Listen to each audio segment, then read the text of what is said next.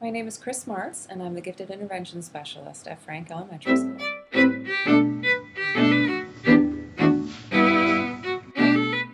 My colleague and I chose to teach the fourth grade literature Common Core Standard, comparing and contrasting how cultures treat a similar theme or a topic. Every culture has a story about the creation of the earth. So we read creation myths from the ancient Greeks, the Norse culture, and the Iroquois people. Then we had students write their own creation myths. There emerged a cow from the ice. The cow licked the salt from the ice mountains, and Ymir drank the cow's milk. Ymir grew larger and larger. The cow licked away entire mountains of ice. Slowly, she licked the ice from two more beings. This time, the god bird. We began the unit by reading the creation myths together as a class. Using a graphic organizer, students compared the myths and found similarities among the stories.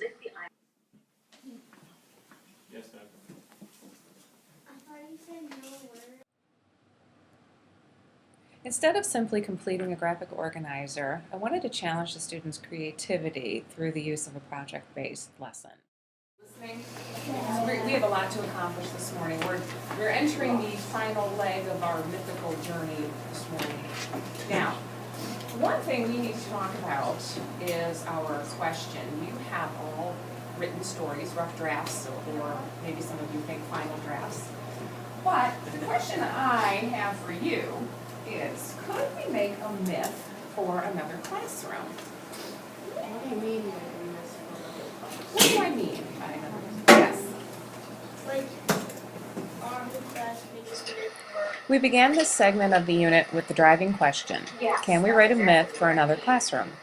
Students had already written their own creation myths with their classroom teacher. As an extension, we created slideshows to share with other classes. I wanted to capitalize on the sharing feature in Google Docs to incorporate some 21st century learning skills into the unit. The rock that explodes and the nature elements come out. That's really a cool idea. Great job. Okay? Makes sense? All right.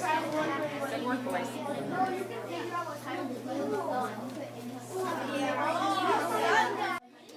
I think we should actually do right up 6 o'clock because there was no sun because the sun was part of the universe. Exactly, but they made it. But how was it created though? We need to put how it was created. Okay, we'll put that in there. Okay, go to the front.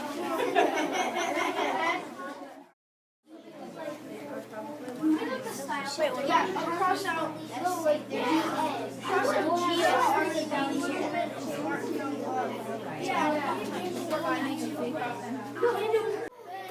What do you think of the project so far? Okay, this is fun. It's fun? Okay, what's fun about it? Writing messages to each other. Okay. Do you think you're going to be able to do a good project? Probably. Probably? How come? Because if there's a bunch of people working on it and we have a bunch of good writers in here, it's probably going to turn out to be a good project.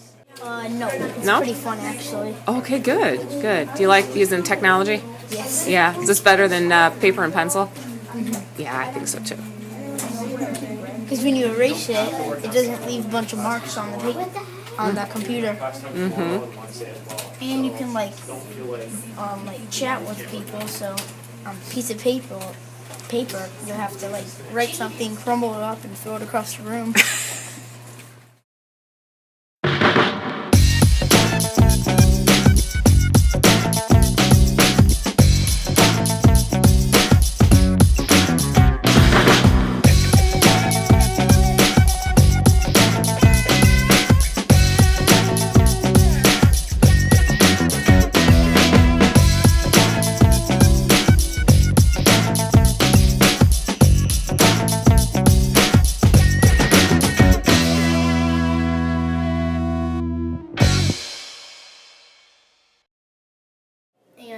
And you can just like tell them something from far away, and that's pretty cool.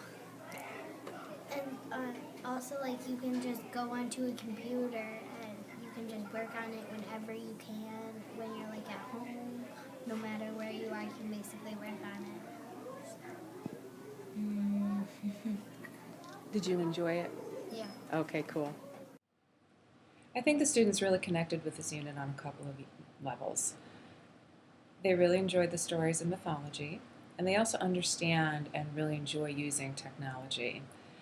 Getting to share their project with an authentic audience really was very motivating for them, and I know that I'll be using project-based learning again.